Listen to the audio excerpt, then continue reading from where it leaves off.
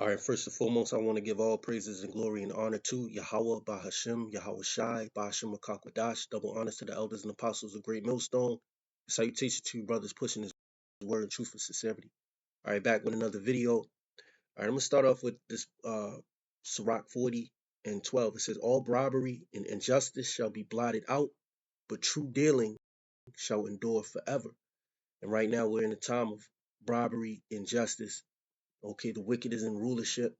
Okay, but it's going to come a time all of that is going to be blotted out. All that's going to be done away with. This man, he's being taken out of power. The shame, all right, the Most High is really showing forth, all right, that he is a man that speaks through his servants, the prophets, and he revealeth secrets, all right, unto the meek, all right, and he has really left a comforter in these last days that will comfort us in these last days as we're seeing this place fall right before our eyes, all right. All robbery and injustice shall be blotted out, but true dealing shall endure forever. The goods of the unjust shall be dried up like a river, and shall vanish with noise like a great thunder and rain. All right, so all the riches, all the assets, okay, that the wicked, has in their possession, all right, it's going to be dried up. It's going to be no good to them. All right, at the coming day of Yahawah BaHaSham, the day that Yahawah sends his son Yahawashi, the one gather the elect to destroy the empires of the wicked, to take down these governments. Okay, he's going to have a host, all right, an army with him, all right, an army of chariots with him, which the world calls UFOs. They're going to wage war on the earth. Okay, and it's beautiful. Now, I was inspired by this article right here. Now this is from a website, English, uh, almayadeen.net, and I'm assuming this is an international website. All right. But this article is based off of some news that broke via the Wall Street Journal, okay, via Wall Street Journal report. Now,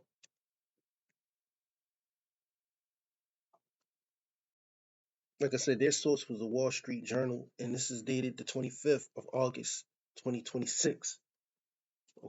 Okay, and it says real quick. I'm gonna just read into it real quick because it's dealing with the king of Babylon. All right, this is his name. Okay, um it says Trump brushed aside warnings before prolonged war on Iran. Okay, so this man was warned.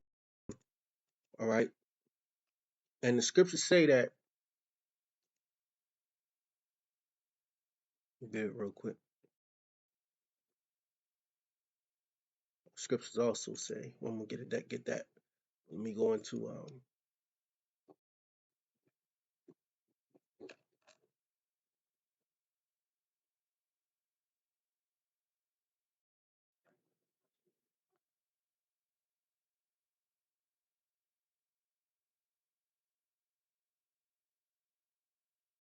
the scriptures say in Proverbs 16 and 18. It says, "Pride goeth before destruction, and a haughty spirit before a fall."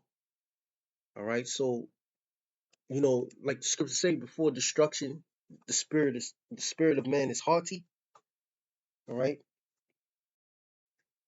so there's a lot of pride in the leader of the free world. All right, and the leader of the free world made a decision. All right, against counsel that is ultimately going to lead to the fall of this country.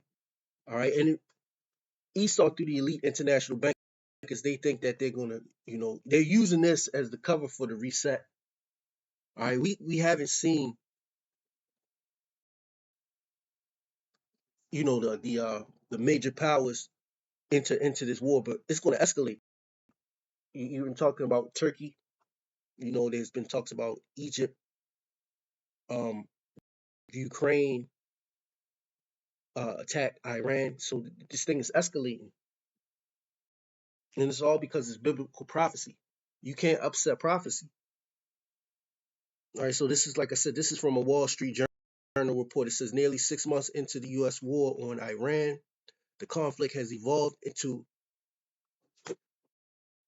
Shalak. It says it says the conflict has evolved into a prolonged confrontation that has strained American military resources, disrupted global energy markets, and failed to produce the political outcome Washington had expected, according to the news report by the Wall Street Journal. All right, so this is a complete, utter failure, and it has destabilized the world. Okay, and guess what? You're coming into the day of Yahawah. All right. It says the reports say U.S. President Donald Trump received repeated warnings from intelligence and military officials before ordering the February 28th assault, including assessments that killing Iran's leadership could strengthen hardline forces, prompt Tehran to move more aggressively towards nuclear weapons, and trigger retaliation against U.S. forces and regional partners.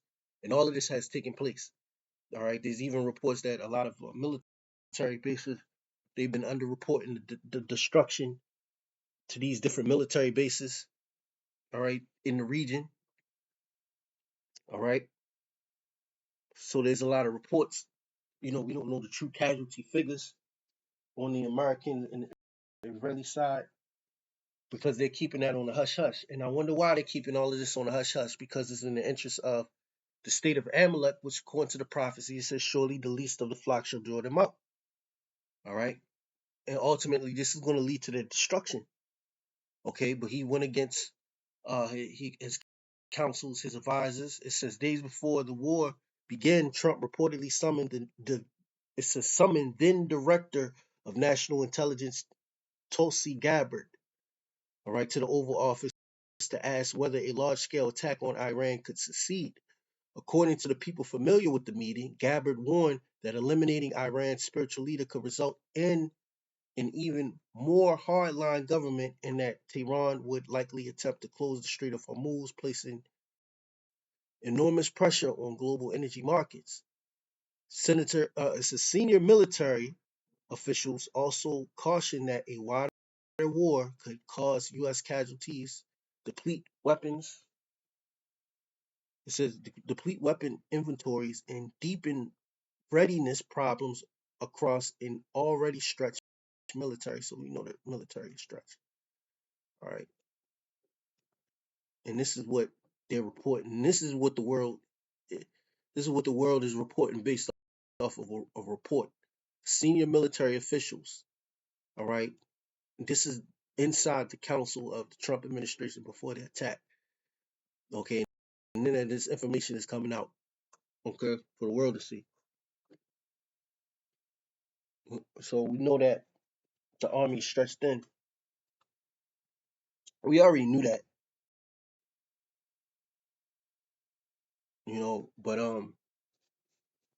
this is what's being reported to the world.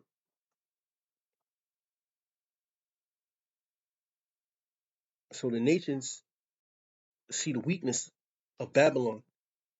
It says, despite those assessments, Trump ultimately approved the attack after being presented with military options described as capable of decisively weakening Iran's armed forces and nuclear infrastructure. According to the journal, senior U.S. officials and Israeli Prime Minister Benjamin Netanyahu presented Iran as being at its weakest point in decades, arguing that the moment offered Washington an opportunity to dismantle Tehran's nuclear program and potentially weaken or overthrow the government. All right, so this is a grave mistake that they made, and they're still into it. They started in February, we're in August now. Okay, it was February 28th. Okay, we're a day away from marking 6 months, okay, in this situation that they found themselves in that they can't get out. All right, and then everything that went along with it, all the embarrassments, the USS, whatever USS that was over there that had the issue with those soldiers jumping off or in those fights, and the lack of resources. All right, and you're seeing a lot of information, and this administration is not looking good.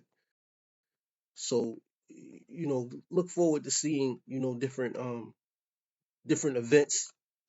All right, that's going to take place, T events and economic events. All right, multiple events and series of crises and people flipping out. All right, but I'm gonna get back into the scriptures. This is Proverbs 21:1. It says, "The king's heart is in the hand of the Lord, as rivers of water. He turneth it whithersoever he will." All right, so the Most High has this man, okay, in his hand. All right, to do whatever he wanted him to do. Okay, and he fulfilled, and we're in the time of the fulfillment. Surely the least of the flock shall draw them out. So this was a joint assault, all right, by the state of Amalek and Babylon. Okay,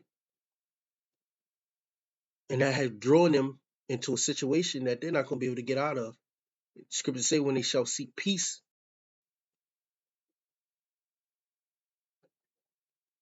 or when they make it into deal treacherously, they will be done treacherously.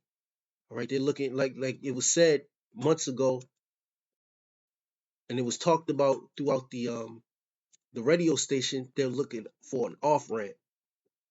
Okay, they were looking for an off ramp. They had the MOU, which is the memorandum of understanding. All right, they had the ceasefires, and those things were broken. This is Isaiah 33:1. It says, "Woe to thee that spoilest, and thou was not spoiled, and dealest treacherously, and they dealt not treacherously with thee. When thou shalt cease to spoil, thou shalt be spoiled.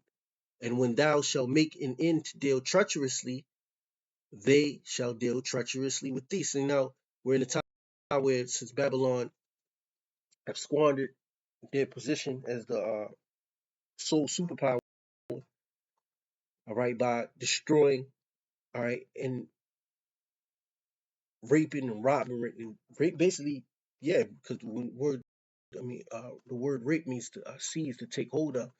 They raped, robbed, and murdered, all right, the inhabitants of the world, and also mainly, all right, over there in Eastern Asia, all right, but they put all those military bases. There's another report that they had the CIA headquarters. They had an intelligence hub over there, cost billions of dollars to create, and that was destroyed. So they don't have the intel and the capabilities that they once had, all right, to oversee these nations. All right, so this man is and they also, it's also talk, since they lost those military bases too, they have to strategically place their military in different positions now, right? But the main thing that I wanted to say was, since America is dwindling financially, okay, they're going to be looking to make a deal, all right. But like the scriptures say, "Woe to thee that spoilest, and thou was not spoiled, and dealest treacherously, and they dealt not treacherously with thee. When thou shalt cease to spoil, thou shalt be spoiled. And when thou shalt make an end to deal treacherously, they shall deal treacherously with thee," the other nations. So the Most High, Yahawah Shema Shai, have these devils in the trick bag, all right? Because you wage war, all right,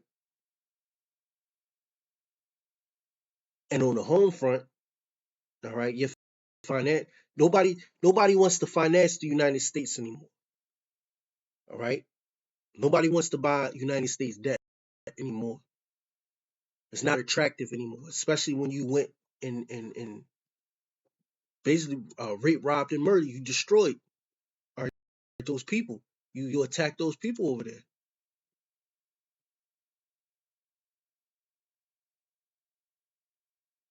Let me see.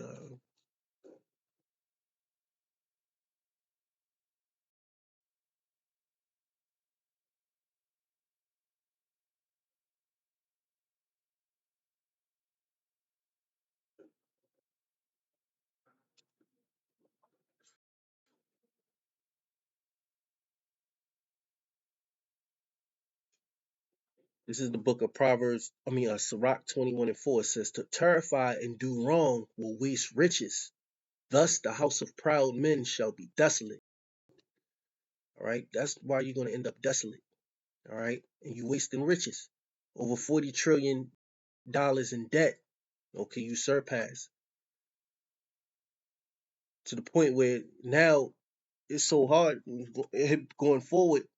You have to service the interest on that debt, which is going to take away from the things you promised to your citizens,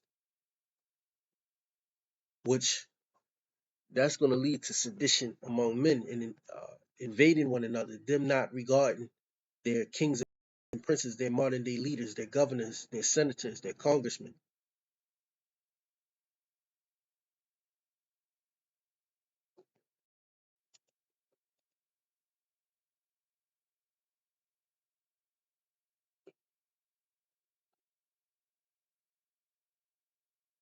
Yeah, I'm gonna get a few more scriptures. Let me get this scripture. And Habakkuk.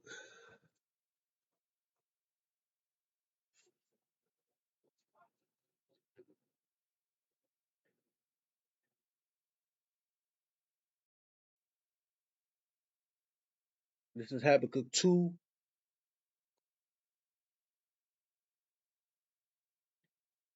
I'm gonna start at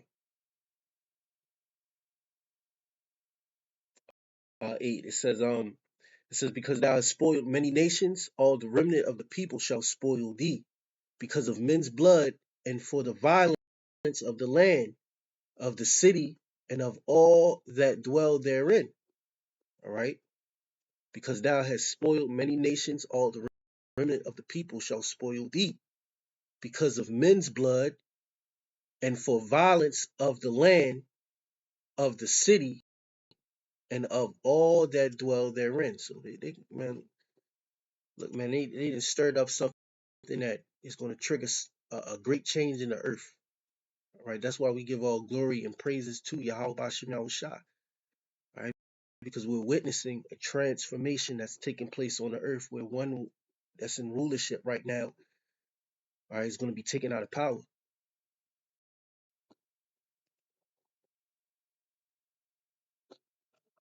Let me get this last scripture.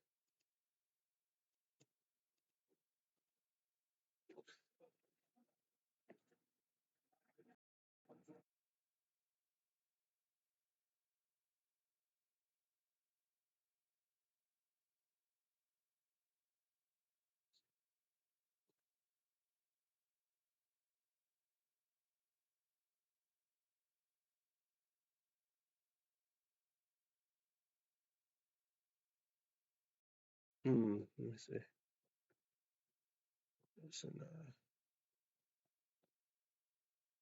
that precept is in, should be in the New Testament, Old Testament, Ecclesiastes. Yeah, here it goes right here. Ecclesiastes 8 and 9. It says, this is all this have I seen and applied my heart unto every work that is done under the sun. There is a time wherein one man ruleth over another to his own hurt.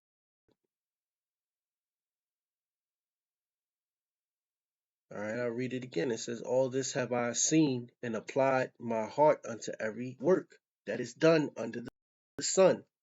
There is a time wherein one man ruleth over another to his own hurt.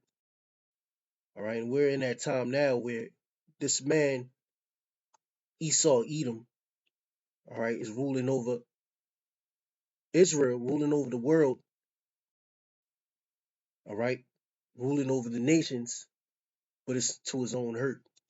It's to his own demise. All right, this man is going to be taken out of power.